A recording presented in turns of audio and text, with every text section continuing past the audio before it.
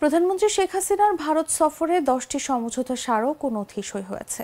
এর মধ্যে 5টি নতুন সমঝোতা স্মারক সই, 3 সমঝোতা স্মারক নবায়ন এবং ভবিষ্যৎ কাজের ক্ষেত্র হিসেবে 2 যৌথ কার্যক্রমের নথি সই করেছে দুই দেশ।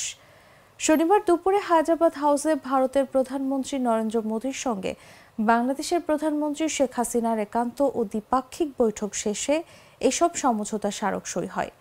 নতুন 5টি সমঝোতা স্মারক হল বঙ্গোপসাগর ও ভারত মহাসাগরের সুনীল অর্থনীতি ও সমুদ্র সহযোগিতার বিষয়ে দুদেশের মধ্যে সমঝোতা স্মারক, ভারত মহাসাগরের ওশানোগ্রাফির ওপর যৌথ গবেষণা ও দক্ষতা উন্নয়ন বিষয়ে বাংলাদেশের BORI ও ভারতের CSIR এর মধ্যে সমঝোতা স্মারক, বাংলাদেশ ও ভারতের মধ্যে রেল যোগাযোগের ওপর সমঝোতা স্মারক, যৌথ ছোট স্যাটেলাইট প্রকল্পে সহযোগিতার জন্য বাংলাদেশ সরকারের ডাক, টেলিযোগাযোগ ও তথ্য প্রযুক্তি মন্ত্রণালয়ের সঙ্গে ভারতের national space promotion and authorisation সেন্টারের মধ্যে সমঝোতা স্মারক এবং ডিফেন্স স্টাফ কলেজের মধ্যে একাডেমিক সহযোগিতা বিষয়ে সমঝোতা স্মারক।